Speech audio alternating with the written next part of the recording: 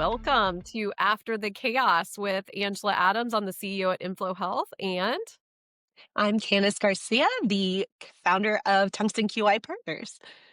very good. So, So we are fresh off of return from RSNA, and we just wanted to give you guys our takeaways and the fresh scoop for those of you who were not able to fight an absolutely insane blizzard and come to Chicago. Candace, it sounds like you got the RSNA bug. I did. Yep. Been sick for the last 4 days. Luckily, had a nice quiet weekend to recover. But yeah, I don't think I'm the only one. Um, You're the third person I've talked to today that has the RSNA bug, so I guess it's a rite of passage for sure. it is, it's just the gift that keeps on giving. Um, but For it was a fantastic week, well worth it. I think this was the busiest RNA, the most conversations, the most events that I have ever had. I believe this was my ninth year attending. oh, And every year my role has changed a little bit. Things have gotten a little different from me, different perspectives. And this year was not only one of the more exciting years, but definitely one of the more jam packed years, not just in content, but in evaluation and relationship. It was really exciting. I have so many thoughts swirling around in my head. good. So talk to me about that. Tell me why you thought it was exciting and what you felt like was most exciting about it, and then also give me your alter view on hype versus reality. Yeah, I think that's some of my biggest takeaways. So this conference, we launched Tungsten QI Partners last year, where we're helping organizations select technology, integrate technology, and then optimize technology through structured improvement. Um, Incredible. Quality improvement. Yeah, well, That we sounds learned quality perfect for you. improvement. Yeah. It's about improving organizations, but there is no improvement, there's no future without technology integration. So they just kind of go really hand in hand.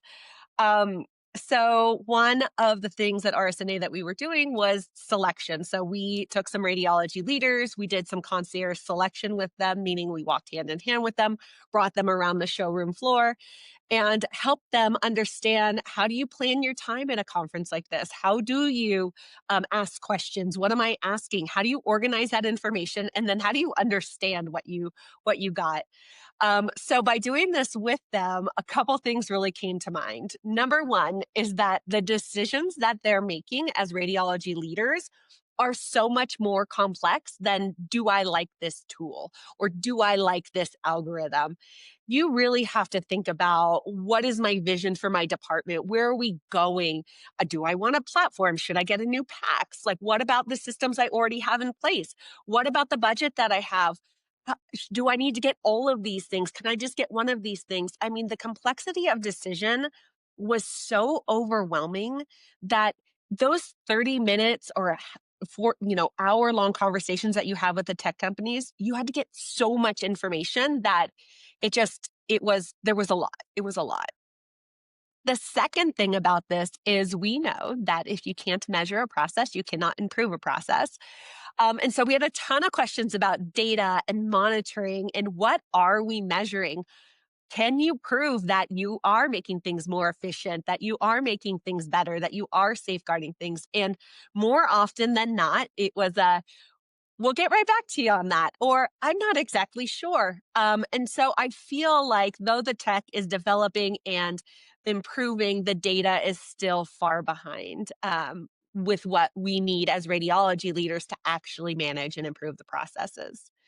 With that And one, are my you la- about like, oh, sorry to interrupt. Do you wanna finish no, your no, last? no, I was just no, gonna go say, ahead. that one, are you talking more about when you're at these demos and are you talking about, like, w kind of pulling apart what's marketing versus what's the product? Or are you talking, like, outcomes? Like, "Okay, great. You're saying that you do all of these things, like, what outcomes have you had?" Like, which Yeah, I think in the data we're talking about, like, more about the functionality, as like, if I'm going to be using this product, how am I measuring the process? How am I ensuring the things that I want to have happen are happening? How do I answer the questions that I have as a leader about the process? But you touched on a good point, which was my third point, is everybody's got a story. everybody improves efficiency. Everybody, is getting to your bottom line. Everybody has everything. And it was really hard to discern between good marketing and good products. We have a bunch of questions that we ask that help to kind of get in between that. But if you are just a radiology leader kind of doing this for the first time, or you're stepping into this new AI world, even if you've done it before, this is new technology. It is really hard to know what you can trust, what is actually being sold to you, and actually what you're buying. Yeah, I would agree with that. I think sometimes you look at these big shiny demos and they are just that. They are not tied to anything on the back end. They are what we call vaporware. They literally are selling a product that doesn't exist. They're selling a future state product, which Yeah. is always the scariest one because you don't know that you're beta, right? And these hospital systems are like, they buy this big, beautiful demo and they think that this is live and operational and having outcomes because of marketing, and it is definitely not. So that is scary. So how do you, not that you have time when you're in these 30-minute, discussions, but did you walk your clients through like how to tease some of that out in the future conversations as you go into discovery? Yeah, we did. We did. And a lot of it was the organization of information and kind of the what we call our current state analysis guides, or the questions that we're asking. There's a couple key questions for each of the products, a couple of them around, current clients, outcomes that you've seen. So we're kind of talking about the outcomes data. We do know a lot about radiology processes. And so they may say, we can do this. And I'll say, great, walk me through it. How do you do that? Tell me about how you get that information across. How does that connect to the other person? And then my favorite one is that make it seem so easy to come and implement their technology in your organization, when I know that our organizations are variable. They're crazy. They're all over the place. We're doing the best we can, but we don't know what other people are doing. And so it takes a lot of design and consensus building, even around expectations or what we want to have happen. So I would ask them a lot about, how do you implement? How do you help an organization change in order for your technology to work? And often they did not have an answer, or they did not have a set plan. So we're making progress. This was definitely a better conference than I've ever seen. One little side note that was really fun is that as radiology leaders, we also have a radiology leader community. And so we would go to dinner or we'd meet with our friends and be like, well, I heard you use this. What do you think? So we're getting real feedback from people who have now purchased these products, have used them for the last couple years, and they really helped us highlight the limitations that we could then go ask about and consider in our decision making process. So, lots of information flowing from lots of different areas. One of the things that we really were able to support our leaders in is just taking all that information in, organizing it. And now, in the next couple months, we're going to walk through it with them and how do we take up this information and make decisions. So, Absolutely. That's awesome. exciting. That's really good, and I would say very similar things. I mean, coming at it from a slightly different angle, we were the Yeah. busiest that we've ever been at our booth. We were booked solid the entire time, which has to do with our growth trajectory as well as, like, stage of company and the fact that now we have so many logos, but, like, we literally were jam-packed, and I was worried just because of the weather that happened on Saturday and Sunday and people's flights. We were worried a bunch of our appointments were gonna cancel, but that did not happen, and in fact, we had so many walk-ups that we had, multiple demo stations going at once. But, even just looking now, I have not been going for 9 years like you have. I've been going 4 years. I think 4 years ago was my very first RSNA, and just like that AI, we're always in the AI showcase, we're always in that area. Going from, like, that year 4 years ago to today, there are now hundreds of, like, I think half of that South Conference Hall is now part of AI Showcase, which I think is huge. And even 4 years ago to today, or even, last year to this year, you saw a lot of like the transformation from like this widget mentality, like lots of people in previous years coming to market were like, oh, look at this algorithm that we developed. Isn't this so cool? And like just widget with kind of no organization of how is this going to fit into your overall workflow? How are your radiologists going to use this? How are you going to make this seamless and not add 19 steps Yeah. to a very busy radiologist workflow, but give this patient safety kind of detail?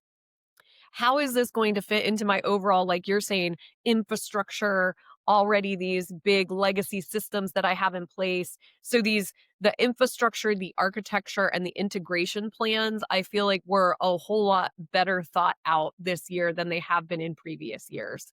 Mhm. That is kind of like one of the first points. I put AI has stopped being a demo and became infrastructure. So whether you're talking about our Oh, Serum, or whether you're talking about like ADOC, but all of these platforms that were in the room that are trying to organize now multiple of these widgets and put it inside of the workflow.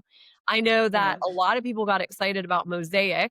I think you actually went and saw Mosaic, and I'm going to mention a number of products that kind of were what I thought was cool tech being built by radiologists for radiologists from the Rad Partners Group. Lots of excitement about what they're doing to now. I mean, if you think about it, a lot of the tools and old PACS systems and the infrastructure that radiologists use today, that was created in a Yes. world that AI wasn't even in our reality back then, nor has it really evolved into that reality. So now taking what's happening in radiology with the shortage, the efficiency at which radiologists need to work and read, the fact that we have so much better detection on image and that we can actually put that all in the hands of the radiologist. Radiologists have always been technologists at heart. So they're excited about someone building something that will be embedded with all of the latest and greatest kind of multimodal agentic workflows and almost be able to talk to it like you would a large language model and like be able to pull information into your evaluation. It makes the radiologist so much more important. And inside of that care team, which I know is what radiology is pushing for. We heard Dr. David Larson talk about where radiology is headed at the ACRQI conference. And incredible how everything that he said is now coming into alignment with some of the things that you see in the RSNA kind of world as far as where companies are viewing heading in the future. I still think there's massive deficits, to be clear. Yes. Can I just put, like, one comment on that? Yeah. And I think that is the evolution of the decision making that actually makes it very difficult to make a decision today also. Like you said, we went from widgets to as a leader, I'm selecting algorithms by myself, and that is kind of like the level of decision making. Then it's like platforms, right? Is it Ferrum? Is it ADOC? Is it da da da da?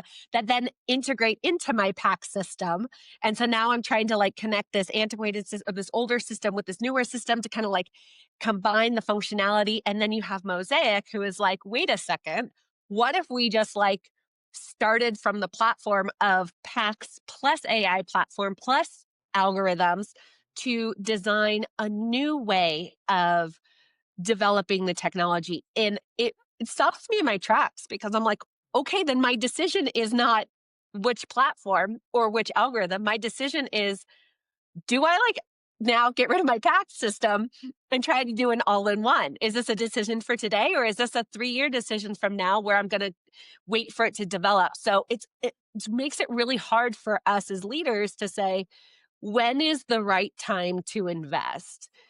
Especially since technology is developing so quickly.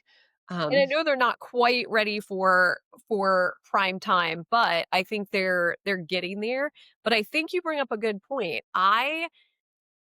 If I'm a buyer and I'm speaking to all the vendors out there, if I'm a buyer, I don't want you to create a one platform where I have to use everything that you create. I want you to create an interoperable environment in which I can pick and choose what I want inside of that environment You are not Yeah. force feeding me something, and I don't have to use your algorithm.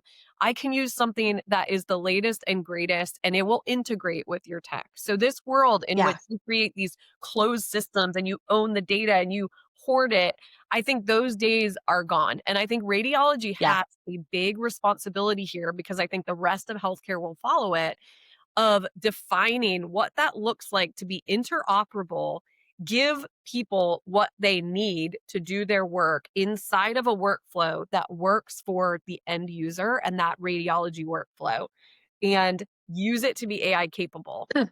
Yes, and I think the flexibility is gonna be key, like you said, things are changing so quickly. I gotta be able to move, I have to be nimble as an organization. If a new algorithm comes out, if a new, tech comes out, I wanna be able to change those things up quickly and seamlessly, and I wanna be able to develop by workflow. When you are, like, in this set system, they're gonna be like, "You can have these 4 algorithms, so you can have these 4 detection algorithms, and here are your bundles of algorithms." That is not how we manage our workflows. I want a lung cancer screening workflow. I want one that reads chest CTs. I want to identify lung nodules. Then I want the follow up all the way through. So that is a definite, like a different integration, or that's a different design than give me 4 different detection algorithms. It's like a I want a soup to nuts for this specific thing. Now let's give me CAC. I want to do soup to nuts for CAC. I want to do soup to nuts for liver steatosis. If you develop by workflow, then you know that operational team around it can be designed in the same way. You can ensure that the things that you're finding actually get the care.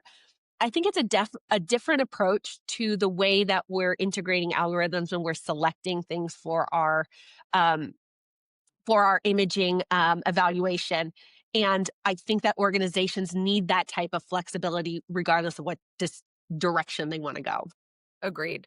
I think, and the tagline I'll put to this is interoperability is now your competitive advantage. If you are a vendor in that room, interoperability is either your competitive advantage or it's somebody else's over you. So you better figure it out. In fact, like if your AI requires a hospital to change their workflow, then you are already behind. And that is the message that, like, I will carry forward. I think one thing that you'll notice in that room and in the AI showcase for sure, you walk around, there are so many technologies that you want to combine, which means we're not quite there yet because they have not been combined or made interoperable in a way where exactly what you're saying, somebody can get the soup to nuts kind of workflow that works for exactly their workflow today. But I think we're getting there. And I think we're 75% closer than we were, 3 years ago. Yeah, Um, yeah, I think you're right about the next point that I'll make that kind of ties into something that you said around like data and outcomes and deliverables is like I think hospitals and imaging centers and radiologists are demanding proof finally and not hype. It's been a lot of hype in previous years. I think there's a demand for proof. And I think your conversations and sitting around at dinner and talking to all of your friends that are using different products are mhm, now getting to that exact thing. Like, oh, tell me, proof is in the pudding. Like, I yeah, got told this 3 years ago. Like, what have they actually delivered to that message? So, I always tell people, I'm like, if you are looking at a vendor and you are not asking, great, let me speak to some of your clients. Let me see their workflows. Let me see their results. If they yeah, hesitate at all on that, then you should know that you are probably beta, maybe alpha, maybe beta, and you might want to walk away from that until they're a little bit more mature and until they have that client base. Unless you like to be beta, which most people yeah. don't, some people do. Most people don't like to help people build out their products. But that was one of them. And then I think that there was a huge switch in the room. I'm sure you saw it, multimodal and agentic workflows. Everybody has gotten so embedded with being able to use large language models and agentic workflows to their advantage, even in their personal Yeah, lives, that now we want this to bleed into our professional lives. And radiology is no different. I think everybody that I talk to, they want image, they want lab, they want clinical context, they want EMR, they want all of these information systems communicating together and making sure that that is coming up with a whole clinical picture, that a decision point can be made on the next step, and then tying that into care orchestration and care navigation. Like everybody that I talk to, like that's their goal, that's their endpoint, that's their holy grail of the future. I don't think Yeah. anybody is quite there yet on all of those things, but I think people are close. Even at Inflow, like we're already combining imaging results with clinical context, with care orchestration, and that agentic workflow back and forth to provider and patient. And so I think you're going to see a lot more of that coming in the future. Yeah, it's absolutely necessary. With of how quickly things need to move, I can't be going from system to system to system and trying to find this information. I need all of the information that I need to make a decision right there. But to your point, care orchestration, I know this is what you guys do, so I'll say it instead of you. But if you are finding information and you have no way to get it to the right person and ensure that it occurs, don't get the information. Like, it is wild how many people are willing to invest in algorithms and identification with no plan of following up on that information down the line. I say start with the follow-up plan. Get the infrastructure in place, get your care navigators in place, get your technology in place. Then generate the information, but you have pathways to follow it. Right now, I'm seeing a huge problem with this collection of lots and lots and lots and lots and lots of information and no way to ensure the patients actually get the information that they need, that the providers are able to provide the care that they need, or that there's anywhere for this information to go once it's identified.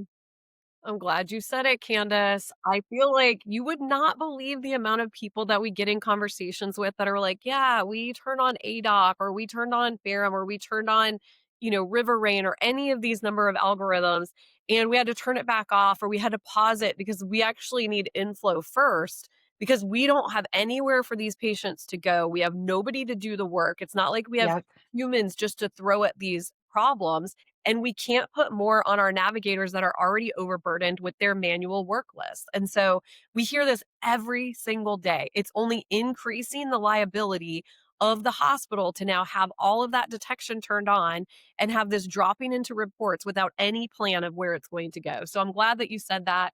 I think people are aware of the problem, but you're right. It's like they bought the thing and now they're thinking about it. And probably they've already paid a year of subscriptions before they come to this realization. We could save you a whole Yeah. lot of time and money if we could just work together, either bring these in simultaneously or bring us in first, get us set up, launched, ready to support you turning on all of these different detection algorithms Yeah. that are absolutely amazing for your patients and radiologists and the care teams. But without a plan, you're right, it's set to fail. And two things about the follow up. Number one, a work list is not follow up. A work list is just lots of information one step further down the stream. So, like, let's stop right there. Just because you have a work list doesn't mean I can do anything with it. I need an entire team. And number two, let's go back to that platform idea, right? So, lung cancer screening follow up is a workflow that requires follow up.